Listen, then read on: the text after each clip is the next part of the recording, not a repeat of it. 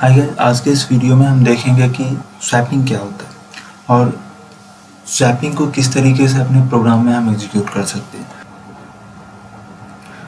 सबसे पहले हम देखेंगे कि ये स्वैपिंग होता क्या है। सपोज मैं एक वेरिएबल लेता हूँ a और एक वेरिएबल के अंदर मैं एक वैल्यू लिखता हूँ 10। फिर एक और वेरिएबल लेता हूँ b और b की वैल्यू मैं लिखता हूँ 20।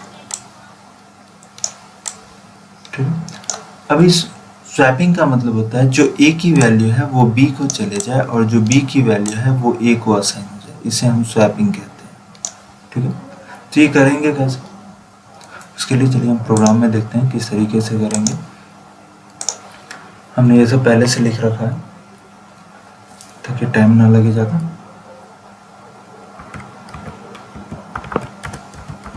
Swapping of two number. हम इस स्वैपिंग को दो तरीके से कर सकते हैं। इसके लिए हम एक या तो टेम्पोररी वेरिएबल ले सकते हैं या बिना टेम्पोररी वेरिएबल के कर सकते हैं। सो सबसे पहले हम देखेंगे कि टेम्पोररी वेरिएबल लेके कैसे कर सकते हैं। So swapping of two number with temporary variable.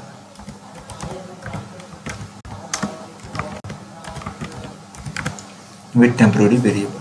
So integer a comma b दो वेरिएबल ताकि दो वैल्यू को रीड कर सकें, दो नंबर को रीड कर सकें।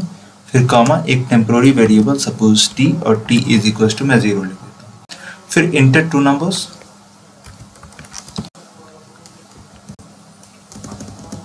Inter two numbers and a and b के अंदर स्टोर कर दीजिए। इसके बाद सबसे पहले मैं ये लिखता हूँ कि रीड नंबर रीड करने के बाद मेरी a की वैल्यू क्या है, b की वैल्यू क्या है, मतलब स्वैपिंग करने से पहले a और b की वैल्यू क्या है। तो इसके लिए मैं पहले प्रिंट फंक्शन लिखूंगा, प्रिंट एफ, एंड मैसेज लिखता हूँ before swapping, before swapping a is equal to a की वैल्यू, तो इसके लिए percentile d, and b is equal to b की value, so again percentile d, फिर back slash n new line के लिए। अब कॉमा यहाँ पे फर्स्ट परसेंटाइल d यानी कि a is equal to percentile d के लिए a की वैल्यू चाहिए, so a, comma second percentile d b, ये b की वैल्यू रीड कर रहा है, सो यहाँ पे b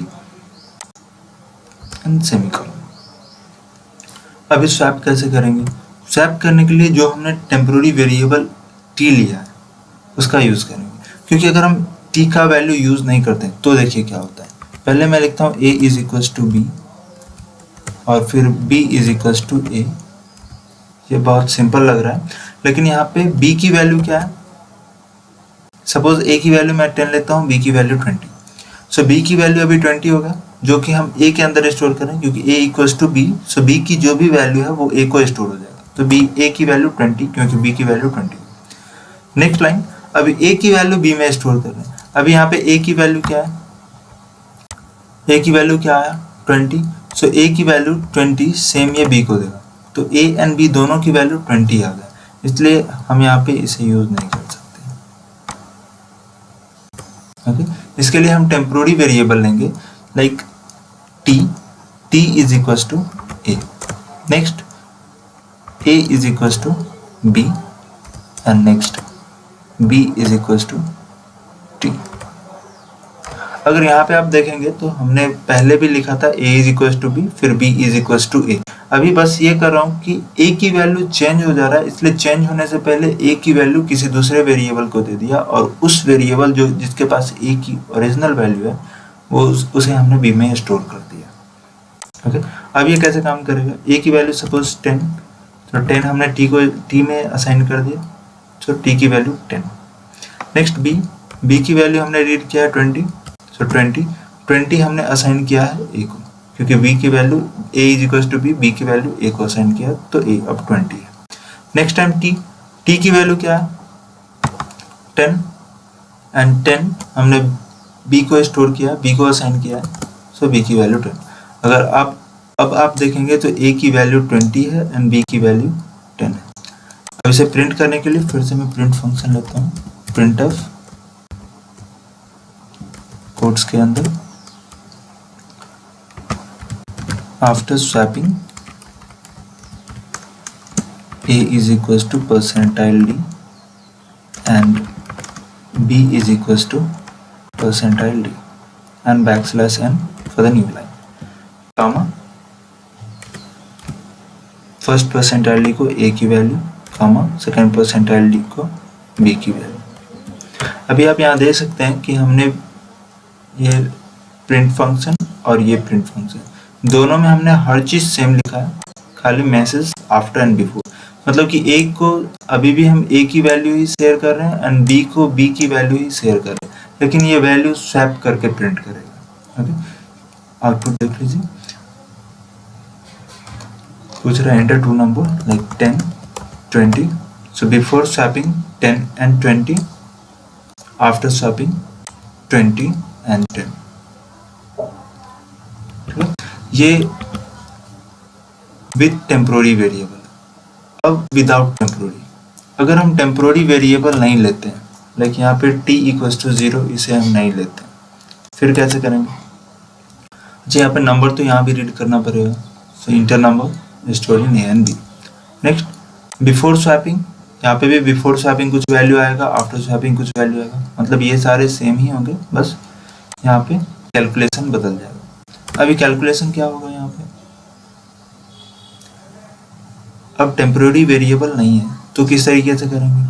इसमें इंपॉर्टेंट है कि हमने दो वेरिएबल लिए हैं A and B. So first variable क्या है? ए।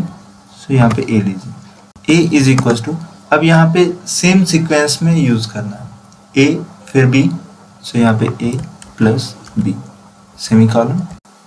नेक्स्ट लाइन में ए का यूज हमने कर लिया, सेकेंड वेरिएबल क्या है? बी, सो यहाँ बी, फिर b is equal to again sequence में a minus B, so a minus B. Next a b दोनों वेरिएबल का यूज हमने कर लिया, एक में प्लस लिखा है, एक में माइनस, सो लास्ट में हम फिर से फर्स्ट वेरिएबल को लेंगे। फर्स्ट वेरिएबल क्या है? a, so a is equal to a minus B and semicolon. अभी ये कैसे वर्क हो रहा है? सपोज मैं सेम वैल्यू लेता हूँ, a को 10 b की 20, ठीक है। अभी a is equal to a plus B, मतलब 10 प्लस 20 30, और ये 30 हमने कहाँ स्टोर किया? a, so a equal to 30। देखिए यहाँ पे a की वैल्यू 10, b की वैल्यू 20, 10 प्लस 20 30, ये 30 हमने a में स्टोर किया, सो a की value 30। Next one a minus B, a की वैल्यू अभी 30 आया यहाँ पे, सो a की वैल्यू 30 माइनस b की वैल्यू अभी हमने चेंज नहीं किया, तो जो रीड किया है वही, मतलब 20। 30 माइनस 20 10, वो 10 हम कहाँ स्टोर कर रहे हैं? b में, सो b की value 10। Next a minus B, a की वैल्यू 30 माइनस b की वैल्यू 10, 30 माइनस 10 20, सो ये वैल्यू 20 है जिसे हमने a में स्टोर किया, सो a की वैल्यू 20। अभी b की वैल्यू 10 एंड a की वैल्यू 20, तो स्वैप हो गया, ठीक है। इसे आउटपुट देख लीजिए इसका,